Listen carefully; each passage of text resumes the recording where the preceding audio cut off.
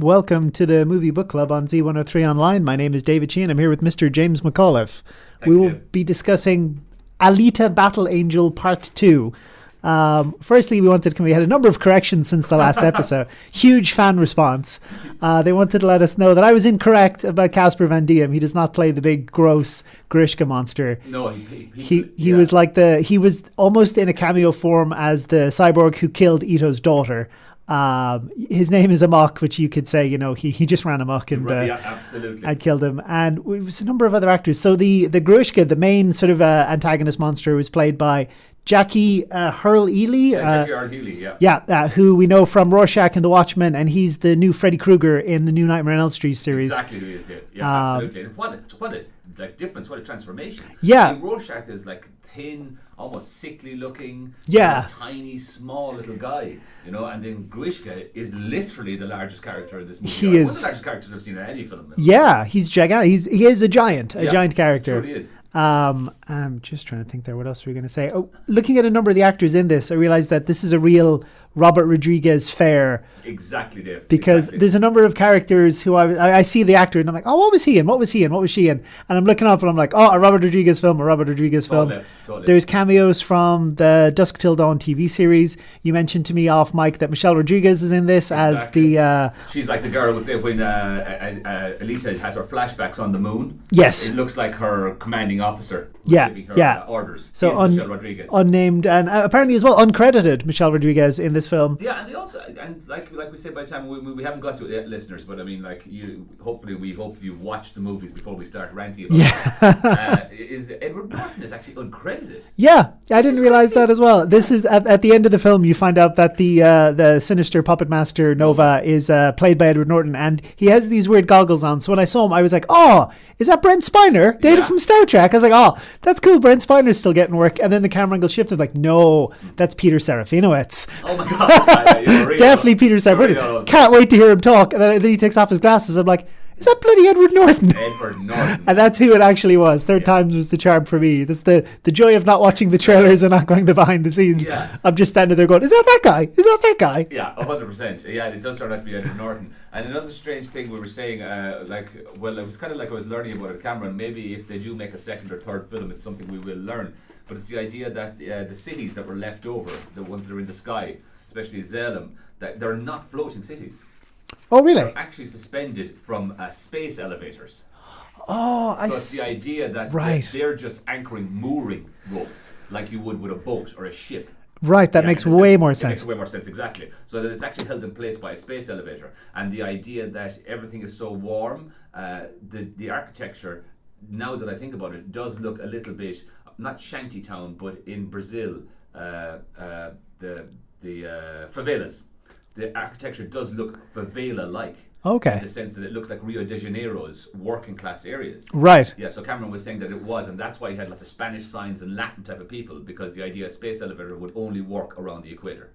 Yes. For anybody who's not familiar in sci-fi, a space elevator is a wonderful concept that if you basically go up to space, but then more or less lower a rope back down to the Earth, once you get over the initial incredible cost of doing that, you can get up and down to space basically for free because you've put the infrastructure in place. Exactly. But the issue they've always had with that is that, as far as I know, there still isn't any substance strong enough to support that. Exactly. I mean, I think maybe I know we're getting slightly off the subject matter now, but we could call that the name of our show. Exactly. Slightly off subject matter. That's good. Yeah, absolutely. I think there's a material made of carbon now called it just won't come to me. It's not a carbon fiber. It's a new material. It's strychnine. It just the name. It doesn't come to me either. But that is so super strong that maybe that might be the material you're talking about that will actually help us build a space elevator. Yeah, and this makes sense as well because we did see in the earlier flashback a battle happening on the moon. So we know that this race or this society used to be spacefaring. Exactly. Maybe still is. The story we're covering, they're not. No, because it's kind of the lower class, the serfs. Yes, certainly. So bringing us back up to where we left the plot off.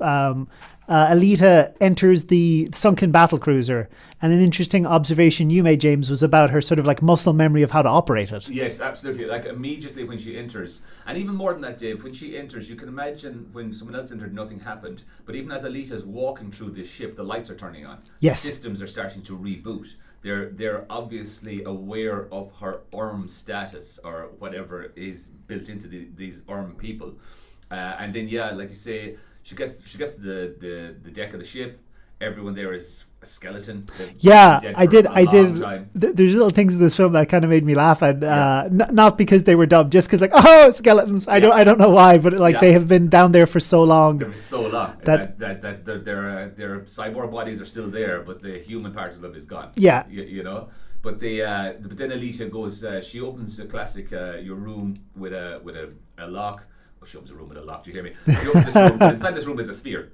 Yes. We can't see what's inside the sphere, but Alita then just absolutely without even thinking, she literally puts up her right hand and just starts moving it in the air, and then a console panel rises from the ground. She types in some ancient-looking kind of language, maths, technology. It is definitely touch typing. She's not even looking at what she's doing. It's all instinctual. Certainly. And then we see the orb kind of disengage. Yeah. We see in some other flashbacks that it's some sort of like anti-grav training pod that they're using to train these like space soldiers. And inside of it, she finds what looks like kind of a full body suit. Yeah, it does look like a full body suit. Exactly, Dave. You kind of think like, is this the armor she was wearing? Yeah. And then when she leaves with this suit, you get a sense that it's bigger than a suit. Yeah. You get some sense that it could be a body maybe replaced, but you're not rightly sure yet. Yeah. But you do see her emerging out of the water again, just walking with it, and like the people she's been with there are kind of going, oh guys, right, here we go. This is a total change. And we are thinking the exact same thing. This is a massive change in the film. Yeah. And she brings it back to Ito, played by Christoph Waltz, we were talking about. And he is, in a way, he's kind of like our narrator because he has descended from the city above. He seems to sort of know everything. He does. And he only sort of introduces it when it's relevant to the plot. So exactly, Dave, and he is that's exactly a great way to describe him. He's a narrator that has all of the knowledge, but he doesn't want to impart it straight away. Like in a way, he's not that he's a dishonest narrator. It's just that he wants her to restart anew. In a way, he has his own agenda going with his daughter and kind of putting that on Alita. But it's going to turn out that she's not really going to go with that. Yeah. Oh, interesting point of trivia. I was doing some research between the two shows about differences between the original animation and this one that we're watching now. One change I like they made for the better in this one was actually the daughter subplot, because apparently in the original animation, Ito named Alita after his dead cat. Dead cat, you're so right. I was that yesterday. It's like, I read that as well. There's much less of an emotional connection there. It really is, and much more Asian. You know what I mean? Yeah. Like just the whole, cats in that culture and what they mean, the lookiness of them, the color yellow, all that. Yeah. That is a really good point. He mentions then to Alita that the armor that she has found is basically, it's the body of a berserker, which was like a particular warrior class of Yeah, he basically said it is the single most advanced cyber weapon that they knew at that point, and if it was the most advanced at that point, it's certainly the most advanced at this point. And also they make mention that it has like nanotechnology. We get to that after a small while, in the sense of what she says first is that she's drawn to this. Yes. That literally she feels a connection with this, that it actually starts to make her feel more of what she is. And like you say, Dave, when she finally does get that suit on after another scene, we get the suit adapts to her, but it doesn't just adapt to her body, it actually adapts to her subconscious view of herself. Yes. Which is seriously advanced technology. That is very interesting. So in a strange way, this suit ages Alita in the movie. In a way, in the old body, she is a little girl. Yeah. But when she gets this suit on, she becomes an older teenager, a younger woman. Yeah. It sort of elongates to her style. And I think the reason that there's the conflict at this point between Alita and Ito is that she only gets the flashes of who she used to be when she's in combat. Yes. So she sort of wants to pursue the line of like, I want to be in more and more and more combat so I can learn more about myself. Exactly. And Ito, who kind of knows more about her than he's letting on. He just kind of wants her to not be, an incredibly efficient mass murdering assassin. Exactly. And whether Ito knows more about her specifically or not, we're not sure, but he certainly knows about the Urn.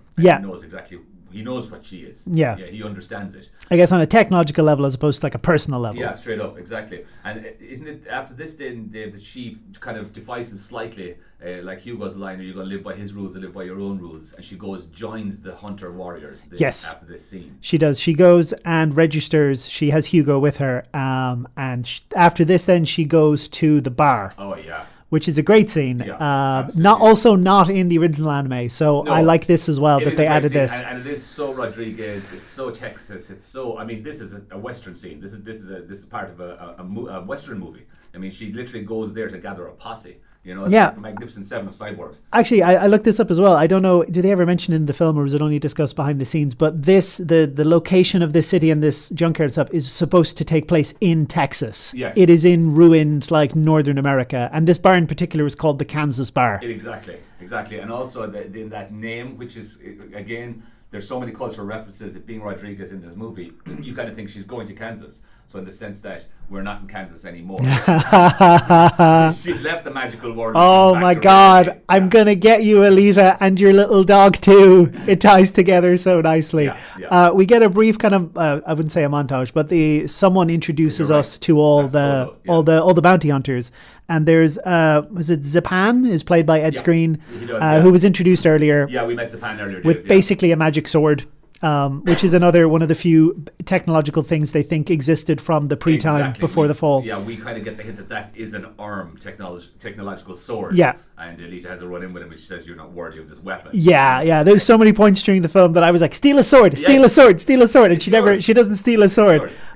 So she tries to create a posse, as you were saying. Yeah, she's trying to rally the troops. Yeah. In the sense that she's basically letting them know that, look, Grishka, who is the guy we were talking about earlier, the biggest bounty hunter, we'll say, he's outside the law. Yeah. He doesn't follow all the rules that they follow. He seems to be able to do what he wants, in the sense that he's being controlled or minded by a higher power. Yes, and actually this is a point that Ito mentioned when they were cashing in the bounties earlier, that there isn't an active bounty on Grishka, despite the fact he's like the ringleader of a bunch of murderers. Exactly. So they get the implication there that he's being protected by someone on high. So this is why she generates the posse, because she feels like maybe she needs more help.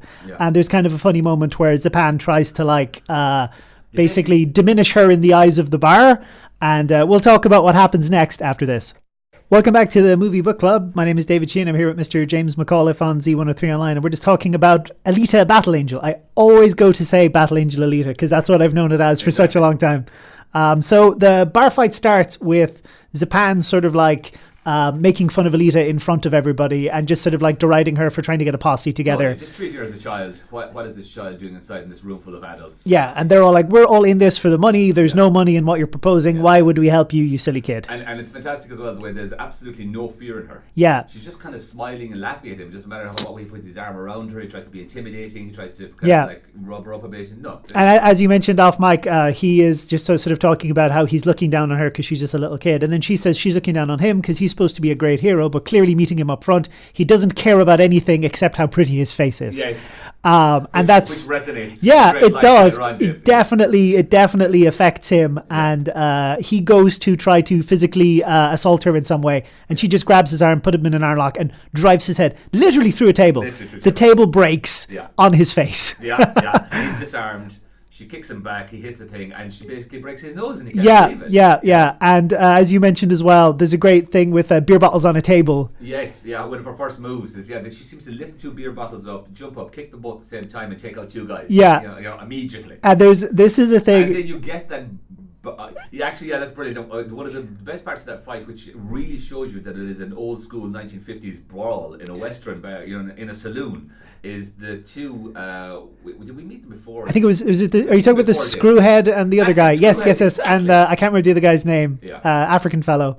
Yes, certainly. And they go to hit her, and she just basically does an avoidance move. Yeah. And they punch each other, and in your classic slapstick western kind of Keystone Cops kind of way, they just start fighting each other. Yeah, they're like, well, it really is. We were going to hit her, but she's not here. It's like, guess we're just going to hit you. He expected chairs that are half sawn just to be broken over people's backs. Sugar glasses. Because those glasses that they smash, they're all made of sugar. Yeah. You can actually eat them. Yeah, no, I've seen some stuff with that, and if they're brewed or like cooked incorrectly, they can cause injury because they still need to be a certain level of thinness to actually correctly smash over people. Hold liquid as well. I remember you were saying as well that when Alita realizes that her pleas are falling on deaf ears, she says to Hugo, "You're going to need to stand well back." She knows that this is no longer a negotiation. She's really going to show these people a thing or two. Yeah. And one moment in the bar fight that makes me laugh is that at a point Ito comes in to try to break it up. the doctor. Yes. And he's like, stop this madness, everybody stop. And everybody ignores him. Yes. And then he shouts, no more free repairs if you keep fighting. Which everybody stops fighting. It's really good. I laughed out loud. Yeah, I did too as well. When someone actually has got some skin in the game, or when it's actually to do with monetary value, then everyone listens straight away. Yeah, and if he's like the only doctor in the city, you don't want to everybody's involved in very violent and dangerous professions. Everyone. He starts out whether you're a hunter or whether you're a worker. Yeah, he will help you out. And he has an amazing degree of power over the community that he obviously doesn't exercise because they don't immediately stop. But then when he mentions the fact that like he can threaten them, everybody stops. Yeah, so like Ito's like a real kind of like fallen angel, almost like godlike character who just doesn't choose to use his power over people. Certainly. And actually it sets up his scene perfectly, because when Ito does come in and stop them all, then it allows for the entrance of Gruishka. Yeah. The enhanced Gruishka. Yeah, right before the end of the fight, the one thing I want to mention, because we did discuss it off camera, is that I think Zapan goes for another attempt at Alita, and she beats him up again. Oh, yes. And then she takes his sword, and I'm like, oh, great, she stole his sword, finally. She flips it in the air, kicks it by the hilt, and it like lands in next to his head. Absolutely. And a line you mentioned she said as well is, you are not worthy of such a weapon. You're not worthy of such a weapon. Exactly. And I was like, why did you give the sword back? You should have stolen the sword. Yeah, the sword is so cool. Yeah, they said it's like it has a blade that's like a nanometer wide, so it can basically cut through anything. It's anything. And like, we see again later on near the end of the film that it does do that. Yeah. She slices her own tear in one go. Oh, it's so Samurai Jack. But then, as you said, the upgraded Grishka came in, and one thing that we didn't mention. I was just exactly the idea of where he got his upgrade. Yes, because we saw earlier a motorball race where Vector, I don't know if we mentioned Vector, is the owner of Motorball. Yeah, owner of Motorball. He's like the king of Craptown. Yeah, you know, he is. He makes a direct reference that he'd rather rule in hell than serve in heaven, and he's kind of ruling in hell. So he owns Motorball. He specifically owns some of the racers, and he likes to fix the games so that the ones who he likes to win. Yeah, and there is a racer we see who's kind of got a hand that's a bit like a Scorpion from Mortal Kombat. He shoots out these "get over here" like chains out, and he uses this to win a race he wasn't supposed to win. Exactly. So we see Vector's enforcers, 5 shadowed individuals, basically take down this guy and like steal his arm parts. Yeah, they basically saw off his arm with a high-speed cutter in the back of a van. Yeah. And then it's revealed to us. So I mean, we have a fair idea. We've been building up to it. It was revealed to us then that like it's basically Hugo and his mate Tangier and all their. Yeah, and they are very proficient at taking down cyborgs. This is kind of a thing I like in a really well realized world, that you've got these like different metagames where like obviously there's no guns, so that changes the combat as well. But obviously these cyborgs are way more powerful than any basic human. So if you're going to be a human who fights cyborg, you're obviously only going to carry anti-cyborg weapons like tasers, flame things, like angle grinders to cut off. So like they're a highly skilled crew. Like they're good at taking down cyborgs. Their electricity does totally neutralize you immediately, and they use a lot of that without a shadow of a doubt. And and when they take off, they get rid of his arm. And like we said before, we have Grishka walk in, then that arm is used by Dr. Chisholm. Yes. In the sense that she says to Vector, I could use that arm for something else. Yes. Because she has her own agenda. And then Grishka turns up. Grishka turns up with these like Scorpion get over here arms. Exactly. And there's a moment where... And straight away, like Grishka kills a guy just to show his power. Yeah. He literally takes him out. That's it. He's dead. I can't remember what he killed him for. I don't know. It was the guy going to leave the bar. He literally showed him, this is my new upgrade. Oh yeah. He just literally fires it to his chest and kills him. Yeah, and then in a callback to earlier, the little dog she gave the burrito to tries to defend Alita by barking at Grishka. Yeah, he says the only one with bravery. Yeah, the only one with bravery is a mutt. And he kills the dog. Oh man, you kill a dog in any film. Yeah. If you kill a dog in a film, you're dying. It's a classical villain move. It is another slight change. Well, I suppose not necessarily a change, but the dog does kind of die off screen. Like you hear, it's an implied death. And I went back and looked at the dog's death in the anime, and that dog is like bisected. There's intestines flying everywhere. Like again, anime, anime. Supposed to real. There's no way he would have got his PG-13 if he showed a dead dog. It has to all happen in your head. Yeah, so in a weird world where something made by Robert Rodriguez is more restrained, and then a cartoon I watched 20 years ago is like horrifically violent. What world do we live in? Different different times as well, I suppose, Dave, as well. Actually, 20 years ago, things were a lot more liberal than they are now in a strange way. Yeah. So we've gotten less. We've gotten, like, snowflakey and, a lot more cotton woolly. And we see as well that the dog is owned by, I forget the name of the character, but it's an actor called Jeff Fahey, who also is a Robert Rodriguez alumni. He was in many things. Many things. And he's got basically a bunch of robot dogs. He does. And then that one real dog, and then the one real dog. So we can see he's annoyed, but like he's not an idiot. He's not going to attack Grishka with like his new super upgrades. Exactly. He knows exactly how powerful Grishka is. And then Grishka does a strange thing. You expect him to face off with Talia in the bar, but he doesn't. He brings her to his world. Yes. Yeah, to get here to fight on his terms. You almost see text go down over the screen that says boss battle approaching, boss battle approaching. He carves a hole into the ground and he jumps in and he says, come fight me in my world. Exactly. And in a strange way, you see the depth again of that world, that he kind of falls through many layers of what the lower classes were. Yeah. And he says, like, he lives here at the very bottom where everything falls down. Two kind of references there that struck me. One was Futurama's New York. They sort of reference that every New York is built upon another New York.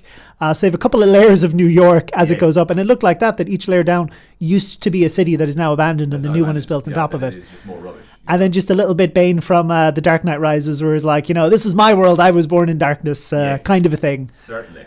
So they have a fight there. Everybody says to her, don't go, but of course she goes because like she at this point thinks she is invincible. She's got that into her head. To be fair as well, all the evidence up to this point agrees with her. Exactly. So it's her speed, her fighting technique.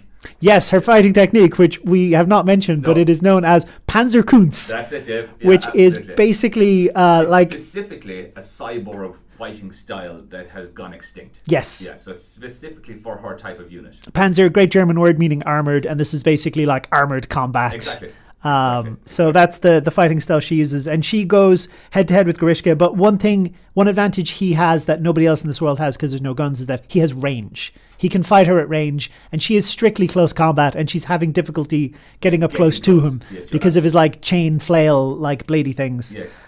It seems like she's going to win, but she does damage his arm. She does damage it the last time. Yeah, but the servo was stronger this time, so like it didn't fall off. Exactly. Like and he goes for a different move as well. He extends them straight away. Yeah, and he uses them like a cat o' nine tails. Yes, and a bit flaily. So he's not a dum-dum. He's evolving as well. And there's a moment as well where I can't remember what he says to her, but he does sort of aggravate her emotionally and make her angry, and that forces her to come in. To try and punch him, but he was ready for her, and he sort of has like almost like a whirlpool of chains going. Yeah, and right before she can punch him, the chains contract it's and like like optical illusions. Like a great spiral pattern, and she loses her legs, she loses one of her arms, she loses half of her torso. Yeah, she's literally cut in half, and like you said, she's cut in half and reduced to one arm. Yeah, she's got one arm and the top half of a torso. Yeah. So he is at that point obviously gloating. Yeah, he is. Yeah, he thinks he's the job done. He basically says to her, "I'm going to cut your head off, and where is the charm around my neck?" Yeah, just to hear you scream for pain for the eternity. Yeah, so he's like,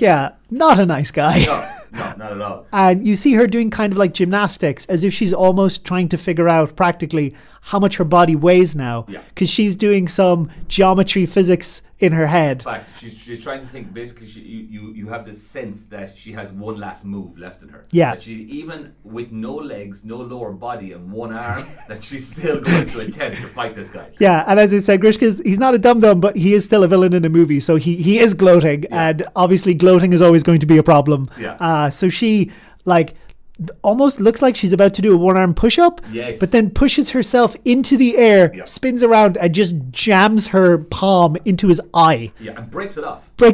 So she literally uses her one last arm she's left as a weapon. Yeah. So now she's got no arms and is just the torso. And then you think, well, okay, she's done now. Well done, fair play. She's given her last belt, and then it's over for her. He's not dead. He's just angry. But then we have, down from above, eventually, we have Hugo, Dr. Ito, and also Jeff Fahey owns the dogs. Yeah, absolutely. And they all go in on Grishka. The Fahies from Galway. Hugo has his great like incendiary grenades.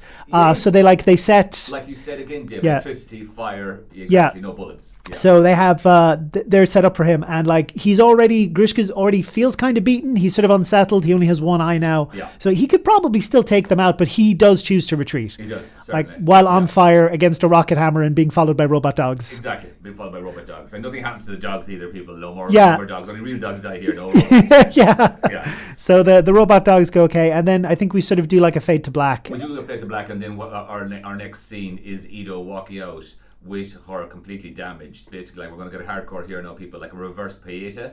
The Pieta is like Mary, Mother of God, with Jesus dead in her arms. Yes. Have a reverse Pieta of it, like that. This is their savior, who has now been vanquished and has to be reborn again. Yeah. And she also, when she was carrying her berserker suit out of the ship, it was very similar the way she was carrying it. Yes. Like it was a kind of savior So right, with yeah. a lot of reverence, or maybe it was just super heavy. I don't know.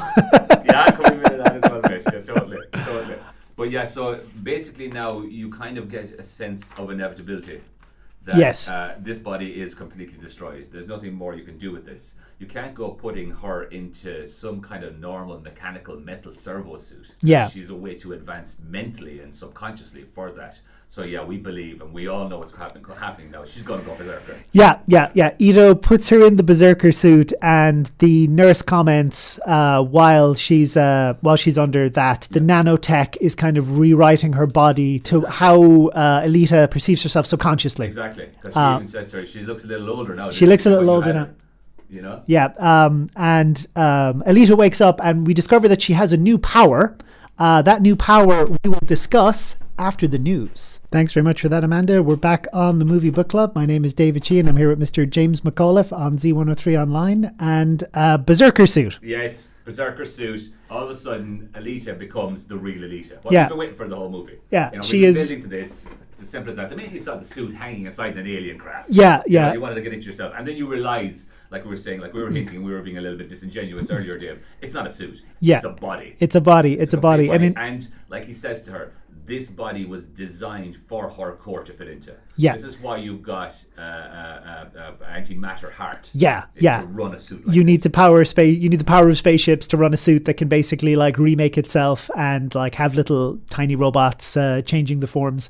And also, oh man, I've lost my train of thought. But in typical anime form, she has like attained her final form. Exactly. Yeah, because she was like proto Alita when she was just a head, and then Yeah. she was like middle form Alita, and now she's like final form. And like the nurse says, like we alluded to earlier, the body is adapting, and basically she's growing up now, almost in front of their eyes. Yeah, you know, and she was a young girl. She was that wide-eyed, literally, about the world and what everything meant, and now she has matured. Look, granted, in a movie like this, yes, the arc has to kind of go along a bit faster than you would, because you need to hit all these points and get all the information points in so you know where you are. Yes. But yeah, like Dave said, now she really is Alita. And the other thing is that she does sort of like kind of gymnastics. She sort of like contorts in a form and like balances on one hand and puts her hand behind her. Shows that she balances on a finger. Yeah, she was balancing her entire body on one palm, and jokingly when I was watching this with Better Half, I was like, I could do that. I just choose not to. And then she balances the entire weight of her body on a single fingertip, and I was like, okay, maybe not. Yeah, maybe not, exactly. And like you said before the break, Dave, she seems to have extra power. Yes. So she produces like a plasma arc. She produces blue flames from her finger, and Ito says like, okay, this is a side effect of your suit, and even just like, I kind of don't know how it works. Exactly, because no one really knows completely how any of this stuff works, because the technology is so ancient and lost in 300 years in any civilization is massive. Yeah. So he doesn't even know how she could theoretically control it. It seems like it's an instinctual thing, and it was in her training in the past. And she basically manipulates like a little blue flame from her finger, she like does. Like you said, the instinctual thing certainly, because even the way the suit instinctually designed itself around her and changed its shape, and we see then later on as the movie evolves, the suit keeps evolving as well. Without them mentioning it to us all the time. Yeah. Because that is actually, look, we were enjoying this film, but the one thing. Character development is great, and the actors are great, and it looks magnificent. But the script is a little bit exposition-y. Yes. I mean, it does kind of explain itself all the time. Yeah. Nearly until we go to the end, which you can see why. Yeah, I would almost believe that the character of the nurse was introduced just so that we don't have Ito saying all of the exposition. I agree. Because she takes over some of it. She does. Yeah. It's definitely exposition. Yeah. Alleyway. You know. And so now we have Alita as Alita, the Yeah. Berserker, the proper Alita battle angel. Final form, not final equipment, but final form. And there's been a subplot running through the film. Basically, everybody wants to get up to the city above. Exactly. Zalem, I think it was called. Zalem, yeah, and like you said, they would say the main prize again. Like Hugo is promised he will get to Zalem. Everyone is promised they will get to Zalem. Dr. Chizin is promised she'll get to Zalem, and the guy who's promising them is Vector, and Vector says he has a way for you to get to Zalem. Yeah, you know? yeah. So Alita was saying to Hugo that she's willing to sort of do anything for him to get him up there. And she even offers him her heart, Yes. which was... That's what she means after he becomes Berserker. She turns up. We see Hugo before that, and basically we realise why he's doing it. He sits down with Vector, who owns the motorball tournament. Yes. And they're drinking whiskey for the night. Yeah. And he's basically telling him, once I can get you 1 million credits worth of people's arms and legs and face and eyes, then you're going to send me to Zalem. And he says, of course I am. Yeah. That's the only thing he wants. And then turns up in Hugo's house the next morning, basically like, I don't know, like a pigeon standing on his, like the crow who turned up in your bedroom. It's like a creepy reverse Twilight. It really is a little bit creepy reverse. Yeah. You're just kind of standing there staring at them. You're thinking like, I don't know how romantic it is to have a killer cyborg. I can think of other way more romantic ways to wake up in the morning. And again, then Hugo's apartment in Ferriston, which strangely enough, it's a little bit, yes, it does have all bits and pieces, but it reminded me a little bit of Friends. Really? Like, well, in the sense of like, how the hell has Hugo got an apartment about like 10 stories up and an unbelievable view and 2 giant windows? Yeah. In a box room in the basement. In the anime, I believe it was a box room that basically it had nothing in it except a fridge. He's a street rat. Yeah. But look, Yeah. It's just the way it is. It's American producers, they're all dimension taking cocaine. Yeah, so she was trying to give him her heart, which, as we know, is like one of the most valuable things in the world. So far, up to the point of when the Berserker suit came, I'd say, even more the Berserker suit, it probably is the most valuable thing on this in this universe. Yeah, because they said they could use it. They could use it to power like the city for years. So she's offering it to him, and it's a bit like cheesy romantic, like a bit too much. But it gives you an insight though again into his character. Yeah, in the sense of where even him, and he's falling for her, and he had from the very start because that's just the way it is. Boy meets robot. You know what I'm saying? Yeah. And he basically says to her, don't do these things for anyone. Yeah. Just, off the bat. Kind of like, people don't deserve it. Most people don't deserve stuff like this. Yeah, and we see him resisting because taking robot parts for profit is literally his job. Exactly. Which Alita doesn't know yet. Yeah, she doesn't know this. Yes. So he definitely has a conflict of character and he decides not to take it. Yeah. And they sort of hatch an alternative plan that the only person who does get to Zalem is the winner of Motorball. Exactly. That's so truly the only person who gets there. Yeah. Alita also says to him, what are you short? He tells her she's short. She basically says, Grant, I'll just find the ones with the highest bounty on them. I'll just kill them all, gather the money. Yeah. And that probably would have been a better plan.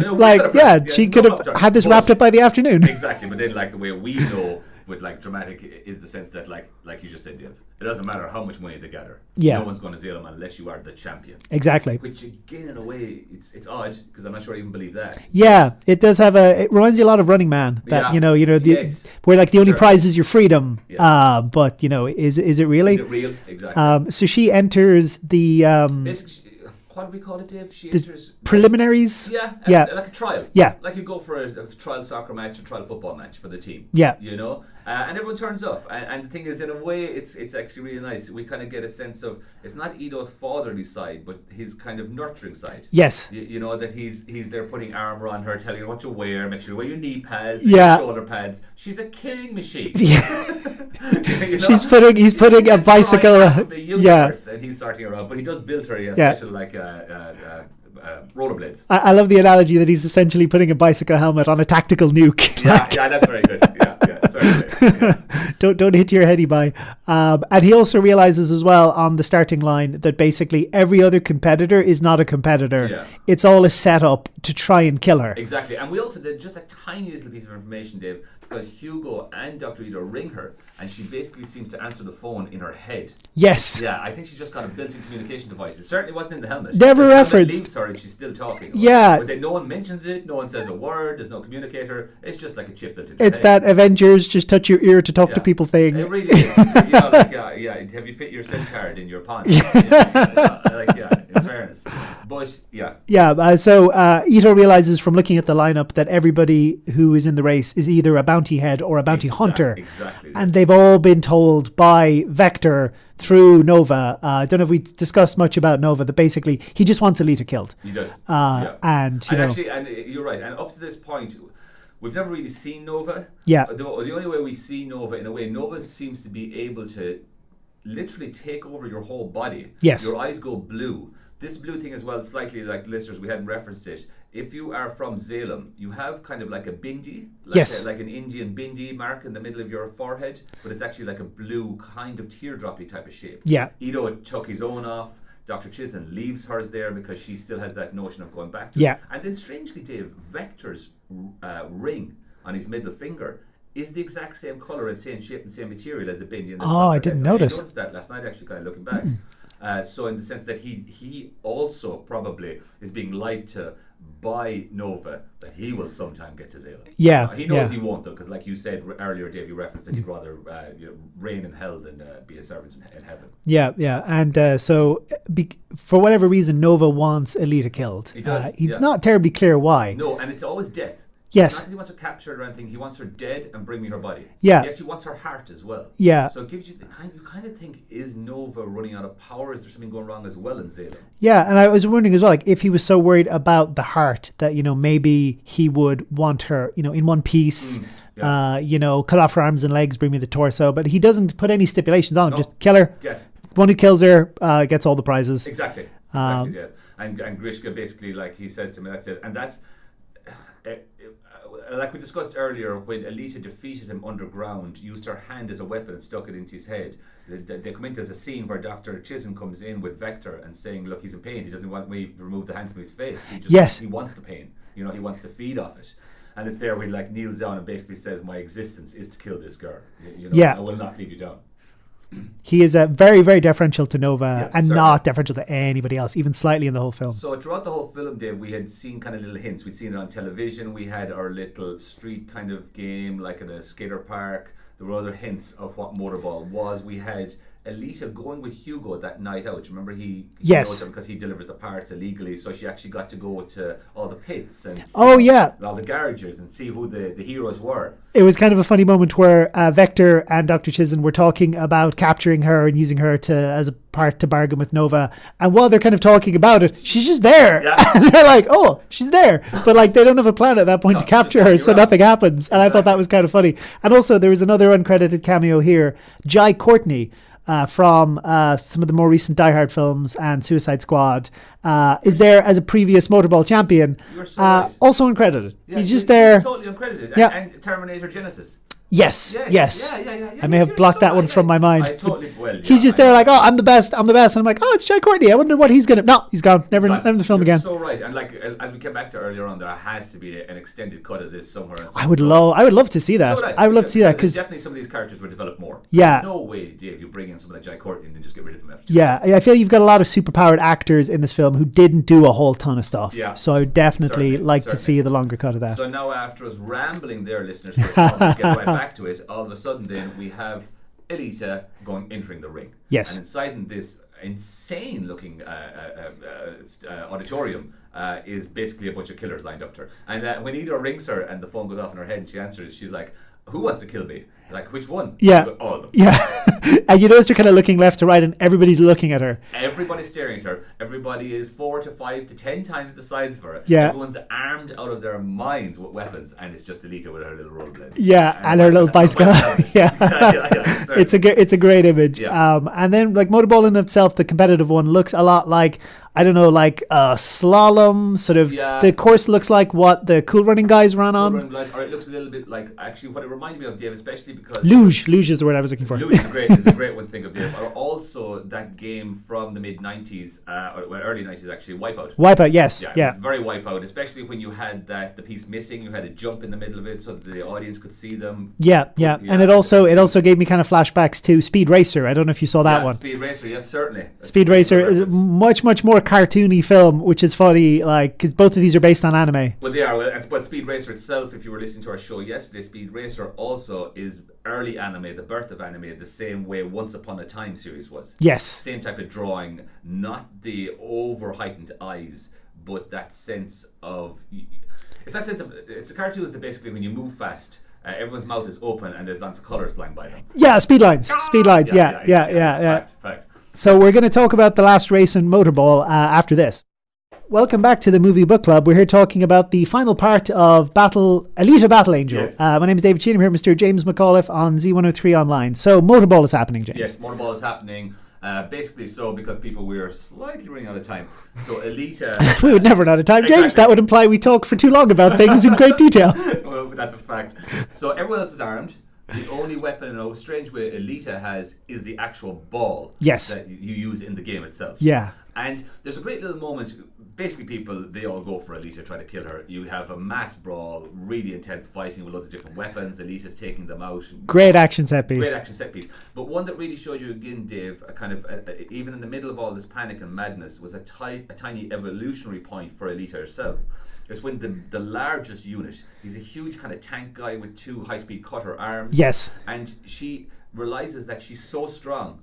He's pushing her face into the ground, or is that? And she takes a guy out with a ball first, smashes his skull, and does another guy on his back. But one guy finally has her, pushing her face to the ground. She realizes that she actually has the strength to flip him completely over her. Oh, I didn't spot that. You see the facial change of her. She literally puts her hands, pushes him into the ground, and that punches him up. A bit like a stuntman car gets that bar fired out at the bottom and pushes it up. So yeah, that similar idea, and then she takes them out. But quarterway through this trial, which isn't a trial at all, it's just an execution. I love when the commentator says, I can't wait till we see a bit of motorball in this brawl. There's no sport, it's all fighting. It is all fighting, you're right, yeah. Also, it has that kind of maybe slight hint of ice hockey. Yes. The ice hockey thing where you fight each other. But anyway, in the middle of this, Alita then takes a phone call from Hugo, and we realise that Hugo has been under severe pressure. Yes. That Hugo has now been framed by Zapan. That Zapan turned up. Hugo basically went and met his mate Tanji to say to Tanji, I'm out. I'm leaving. No more am I going to steal pieces of people. Tanji obviously is unbelievably upset with him, and then Zapan turns up. Yeah. Zapan turns up basically wanting to frame Hugo and to say, we're going to basically get you, and Hugo's going, I've never hurt anyone, I've never done anything wrong. So Zapan basically cuts the head off of whatever cyborg that they were jacking. Yeah. He just slices him up and has Hugo accused of murder. Yeah, exactly. So Hugo has a bounty now. So now Hugo has a bounty, so then it basically allows Zapan straight away at that moment to go attack him. Has him up against the wall. He's got such strength. He actually pushes his thumb through his shoulder blade. Yeah, in a scene exactly from the anime as well. Just like blood pooling under the clothes. And then in a move that I'm always sad in a film, his friend Tanji goes to save him by attacking his attacker from behind, but precedes that by shouting, "Ah!" Yeah. So the attacker has plenty of time to realize what's happening, turn around. He kicks Tanji against the wall, and before he has time to bounce off, he cuts him in half. Literally in half. Yeah, I thought he would just be, hurt, but no, his torso and his legs fall in two different places. It was probably one of the more violent, shocking parts of a PG movie. Yeah, because the dog was killed off screen, but like this kid was cut in half. Exactly. Which again shows you, bad about humans, just don't kill any. Don't kill any dogs. Yeah, don't kill any dogs. But then it puts Hugo in this pursuit mode. Yeah, he throws another one of those kind of napalmy things on Zapan to buy himself some time, and he legs it. But he's injured. He's bleeding. Exactly. And he's ringing Alita, basically saying to her, I need help right now. Yeah. While Alita's in the motorball. So Alita jumps out of the motorball thing right through his screen.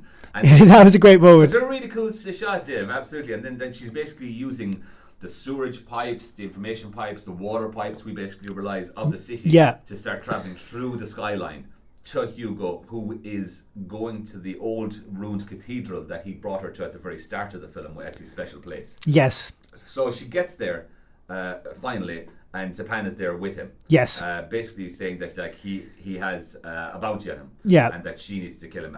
But the thing is that Zapan gives away his secret. Yeah, Zapan tells her that he has been a jacker. He's been like cutting up cyborgs all this time. People like you, I think he says. And he also says that he's a murderer. And obviously it's always the confusing thing when someone presents a lie with like a kernel of truth. Exactly. Because Hugo's kind of like, no, that's not true. This part is true, but that's part not true. And Alita kind of doesn't know what to think. And it's the first time we see Alita real anger with Hugo. Yeah. I mean, she literally punches the concrete and bursts the ground open. Yeah.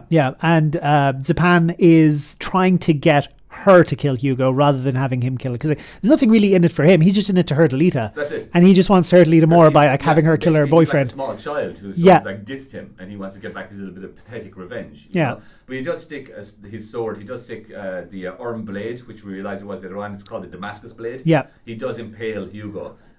In a moment where Alita's reflexes really do fail her, because she's been like a ninja. Yeah, she is like a ninja in massive reflexes. I think we would leave it off at that point, Dave, because that is the most emotional kind of taxing situation. She was in a lot of turmoil and a lot of mental stress in her new life when she started to remember who she was. Yeah, and Zepan just goes, I'll help you out, make the decision. Just stabs him like pretty quickly. Exactly, and it was a mortal wound. Yeah, like we realise. So Alita takes him back into the church, where we have her sequence, your classic sequence of Romeo and Juliet. You know what I mean? Someone dying in someone's arms.